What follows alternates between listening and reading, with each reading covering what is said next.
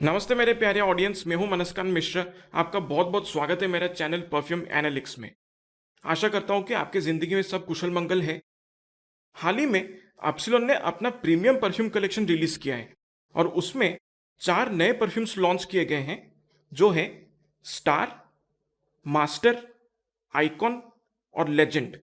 अब ये 4x20 ml का जो डिस्कवरी सेट है, मुझे उनके वेबसाइट से तकरीबन 850 से 900 रुपए के अंदर मिल गया था और इनका फुल बॉटल्स भी इन्होंने रिलीज कर लिया है और हर एक फुल बॉटल का प्राइस लगभग 850 से 900 रुपए के अंदर आपको मिल जाएगा उनके वेबसाइट से।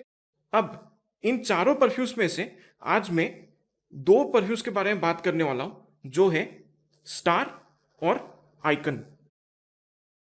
अब ये दोनों परफ्यूम्स का खुशबू कैसा है, ये परफॉर्म कैसे करते हैं, इनका इस्तेमाल कैसा होना चाहिए, क्या ये कोई महंगे डिजाइनर या नीश परफ्यूम का क्लोन है, दाम के हिसाब से इनको खरीदना एक अच्छा ऑप्शन होगा या नहीं, हर चीज के बारे में इस वीडियो में डिटेल में डिस्कस करेंगे। अंत में अगर आपको वीडियो अच्छा लगता है तो कृपया आप इस वीडियो को लाइक और शेयर जरूर कर दीजिए। पहली बार अगर आप मेरा काम को देख रहे हैं और आपको मेरा कंटेंट पसंद आ रहा है तो कृपया मेरे चैनल को सब्सक्राइब कर दीजिए और साथ में बेल आइकन को भी क्लिक कर दीजिए ताकि कोई भी नया कंटेंट आपसे मिस ना हो जाए। अगर आप मेरे चैनल को सब्सक्राइब करते हैं तो मेरा ये जो परफ्यूम एनालिस्ट का जो कम्युनिटी है वो और ज़्यादा बड़ा बनेगा और साथ ही साथ आगे चल के ऐसे जेन्युइन परफ्यूम रिलेटेड कंटेंट बनाने के लिए मुझे और भी प्रोत्साहन मिलेगा।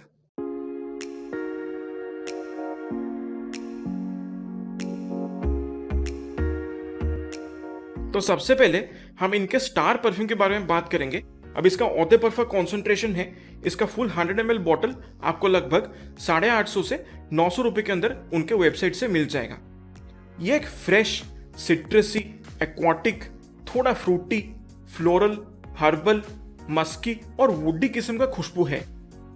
इसका ओपनिंग में जब आप इसे स्प्रे करेंगे तो एक सिट्रसी और एक्वाटिक खुशबू का कॉम्बिनेशन आपको महसूस होगा।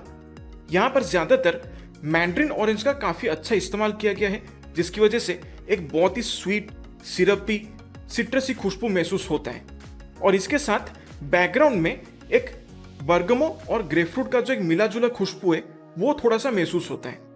अब इसके साथ साथ यहाँ पर मुझे ऐसा लगता है कि कैलिप्सोन जैसे सिंथेटिक केमिकल्स का यहाँ पर इस्तेमाल किया गया है, जिसकी वजह से ओवरऑल इस परफ्यूम में एक एक्वाटिक, थोड़ा सा फ्रूटी और एक ब्रीजी एक्वाटिक महसूस होता है। सो ओवरऑल इसका जो ओपनिंग है एक सिट्रसी, फ्रूटी और हल्का एक्वाटिक किस्म का खुशबू है। जब ये धीरे धीरे सेटल डाउन होना शुरू करता है तब ये जो फ्रूटी, सिट्रसी, एक्वाटिक कॉम्बिनेशन है ये थोड़ा सा मेलो डाउन हो जाता है और इसके साथ जो मेन फ्लोरल खुशबू है इस परफ्यूम में वो धीरे धीरे उभर कर बाहर आने लगते हैं। अब यहाँ पर एग्जैक्टली कौन कौन से फ्लोरल नोट्स यूज किया गया है ऐसा तो कोई पर्टिकुलरली इन्होंने मेंशन नहीं किया है अपने नोट स्ट्रक्चर में, लेकिन पर्सनली मुझे ऐसा लगता है कि यहाँ पर जैस्मिन का जो खुशबू है उसको बाकी फ्लोरल नोट्स के कंपैरिजन में थोड़ा सा ज्यादा इस्तेमाल किया गया है और बाकी के फ्लोरल नोट्स भी ऐसे ब्लेंड किए गए कि एग्जैक्टली मतलब बता पाना थोड़ा सा मुश्किल है कि एक्चुअली किस किस फूलों का खुशबू को इस्तेमाल किया गया है यहाँ पे। अब ओवरऑल यहाँ पर सिट्रसी, एक्वाटिक, थोड़ा फ्रूटी और फ्लोरल खुशबू को जिस तरीके से मिक्स किया गया है उसकी वजह से एक बबलगमी स्वीट खुशबू यहाँ पर महसूस होता है। जब ये पूरी तरह से अपने ड्राई डाउन में जाता है तब इसमें से बहुत सारे हर्बल, मॉसी, अर्दी और वुडी एलिमेंट्स महसूस होते हैं। ऐसा लगता है कि यहाँ पर ओकमोस का एक बहुत ही सिंथेटिक खुशबू का इस्तेमाल किया गया है। अब देखिए, अमूमन जब हम 850 या 900 रुपए के प्राइस रेंज में किसी परफ्यूम के बारे में बात करते हैं और वहां पर ओकमोस का अगर जिक्र होता है तो अक्सर वो एक सिंथेटिक नोट होता है, क्योंकि जो असली ओकमोस का खुशबू है वो अपने आप में एक बहुत ही महंगा इंग्रेडिएंट है और इसके साथ साथ बहुत ही अच्छी तरीके से पचूली का नोट को भी ब्लेंड किया गया है, जिसकी वजह से थोड़ा सा एक स्वीट और वुडी किस्म का खुशबू महसूस होता है इसके ड्राई डाउन में और इसके बैकग्राउंड में बहुत ही हल्का अमाउंट में एक क्लीन, क्रिस्प, ट्रांसपेरेंट मस्की खुशबू एक महसूस होता है। सो ओवरऑल एक बहुत ही अच्छी तरीके से बनाया गया परफ्यूम है। अब इसका ओवरऑल जो खुशबू है मुझे वैसे याद दिलाता है रसासी हवस आइस परफ्यूम के बारे में, लेकिन इसका एग्जैक्ट क्लोन मैं नहीं कहूंगा। जो मेन डिफरेंस मुझे यहाँ पर ऐसा लगता है कि जो कोल्ड स्पाइसेस का यहाँ पर इस्तेमाल किया गया रसासी हवस आइस में वो यहाँ पर उतना कुछ खास महसूस नहीं होता। अगर हम रसासी हवस आइस के बारे में बात करें तो वहां पर कोल्ड स्पाइसेस का बहुत ही अच्छा इस्तेमाल किया गया है और साथ ही साथ एक मिंटी हर्बल खुशबू भी उसमें बहुत ही मुख्तलिफ तरीके से महसूस होता है। जबकि यहाँ पर जो है हर्बल एकॉर्ड बहुत ही अलग किस्म से महसूस होता है, क्योंकि यहाँ पर हर्बल एकॉर्ड जो है उसका कारण है ओक मॉस, जो थोड़ा सा एक ग्रासी, थोड़ा सा मॉसी किस्म का खुशबू देता है। और इसके साथ यहाँ पर हवस आइस के कंपैरिजन में थोड़े से फ्लोरल नोट्स पर ज्यादा फोकस किया गया है। सो ओवरऑल मैं कहूँ कि एप्सिलॉन ने एक बहुत ही अच्छा कोशिश किया है रसासी हवस आइस का एक बहुत ही बजट फ्रेंडली क्लोन बनाने का, लेकिन एज यूजुअल जैसा होता है कि खुशबू की अगर बात किया जाए तो 5 to 10% डिफरेंस यहाँ पर महसूस होता है। इससे परफॉर्मेंस मुझे काफी एवरेज मिलता है। स्किनर कपड़ों पे मिला के इससे टोटल लॉन्जेविटी मुझे लगभग 4.5 से 5 घंटे का मिलता है। प्रोजेक्शन इसका मॉडरेट है, हवा में लगभग 1.5 से 2 फीट की दूरी तक ये परफ्यूम प्रोजेक्ट करता है और शुरुआत के ऑलमोस्ट 1-1.25 घंटे तक ये परफ्यूम प्रोजेक्ट करता है। उसके बाद ये स्किन के काफी करीब आ जाता है, एक अच्छा सा सेंट बबल क्रिएट कर देता है आपके चारों तरफ। जब आप मूव करेंगे तो लोगों को ये खुशबू जरूर महसूस हो सकता है, हल्का हल्का सा महसूस हो सकता है। इसका एक बहुत ही माइल्ड सियाज रहता है। अब ओकेजन्स की अगर हम बात करें तो कड़क गर्मी में इसे इस्तेमाल करना एक बहुत ही सूटेबल ऑप्शन होगा। कैजुअल ओकेजन्स के लिए, वेकेशंस के लिए या फिर डेली यूज के लिए आप इस परफ्यूम को इस्तेमाल कर सकते हैं। ये एक बहुत ही बजट फ्रेंडली, मास प्लीजिंग और इनऑफेंसिव सा खुशबू है, ज्यादातर लोगों को पसंद आता है। बस मैं ये कहूंगा कि ऐसा खुशबू जो है वो मार्केट में अभी बहुत ही कॉमन हो चुका है। तो पहले मैं आपको कहूंगा कि इसे ब्लाइंड बाय ना करें, बाकी सारे ब्रांड्स में से सिमिलर ऑप्शंस को आप टेस्ट कर सकते हैं। एक ऑप्शन मैं आपको अभी सजेस्ट कर सकता हूं जो है हेवन ड्राफ्ट की तरफ से कोस्टल इंडिया। सिमिलर कैटेगरी का खुशबू है। उसके बाद अगर आपको ये पसंद आता है तो ही आप इसको खरीदने के बारे में कंसिडर कर सकते हैं। सो इन्हीं तमाम बातों को मद्देनजर रखते हुए मैं इसे रेट करूंगा 7 out of 10।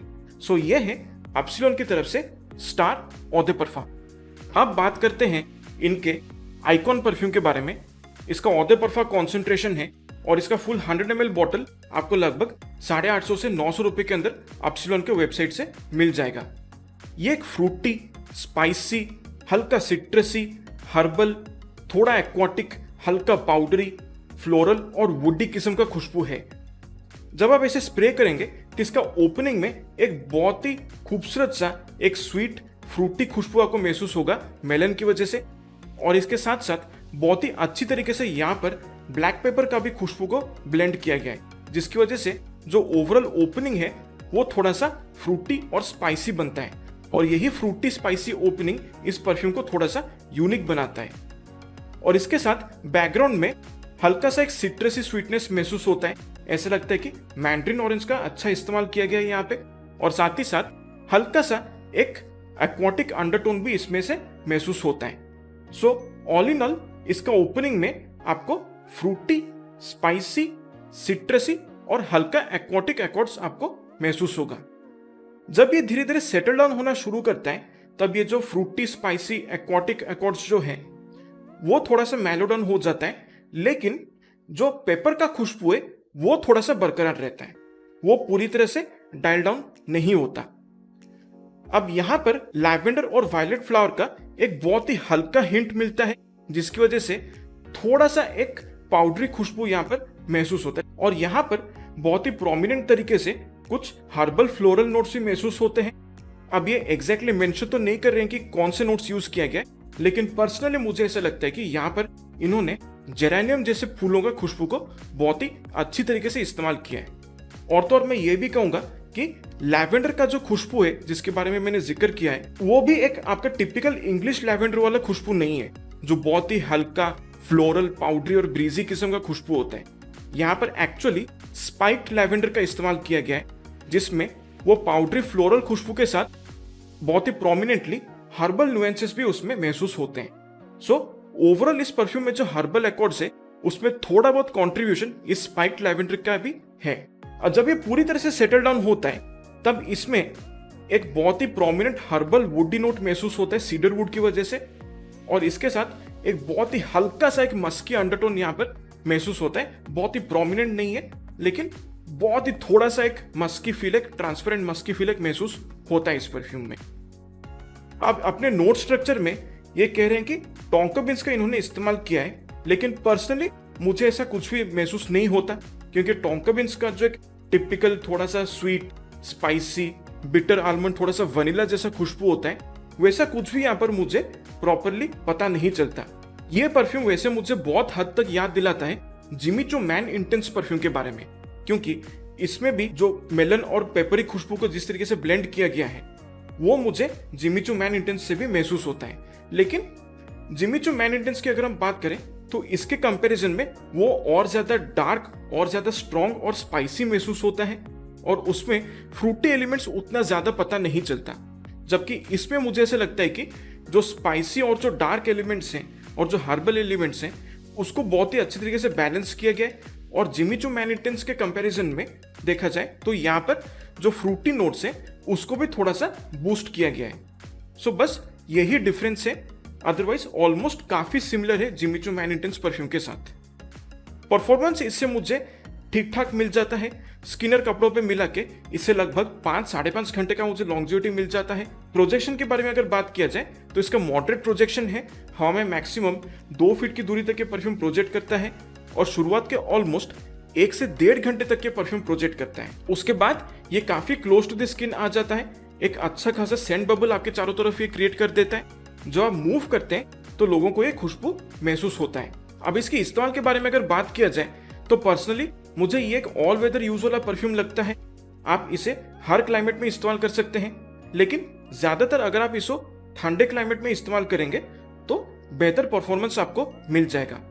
सो मैं ज्यादातर इसे रेकमेंड करूंगा कि आप समर इवनिंग्स में या फिर बारिश के मौसम में या फिर थोड़े से सर्दी के मौसम में अगर आप इसको इस्तेमाल करेंगे तो आपके लिए ये सूटेबल होगा। डेली इवनिंग वेयर के लिए या फिर ऑफिस फॉर्मल पार्टीज के लिए अगर आप एक फंक्शनल, थोड़ा सा मैच्योर, मैस्कुलिन येट थोड़ा सा इनऑफेंसिव खुशबू अगर आप चाहते हैं बजट में, तो ये आपके लिए एक बहुत ही मुनासिब ऑप्शन बन सकता है। अब देखिए, मैं इसको पूरी तरह से पैसा वसूल परफ्यूम तो नहीं कह सकता, क्योंकि इसका जिस तरीके का सेंट प्रोफाइल है उसके हिसाब से मुझे लगता है कि इसका परफॉर्मेंस और बेहतर हो सकता था।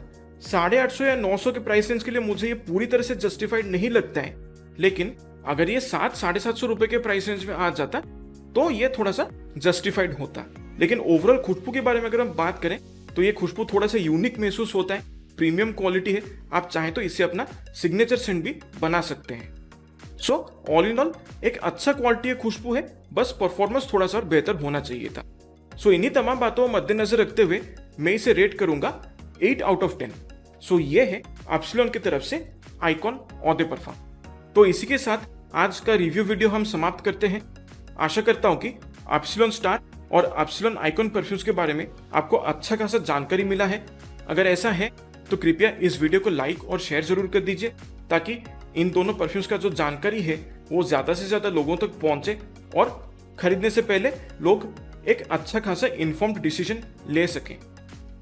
वैसे आपने अगर इन दोनों परफ्यूम को पहले से इस्तेमाल कर रखा है तो आपका कैसा एक्सपीरियंस रहा इन परफ्यूम्स के साथ, आप मुझे कमेंट से बता सकते हैं।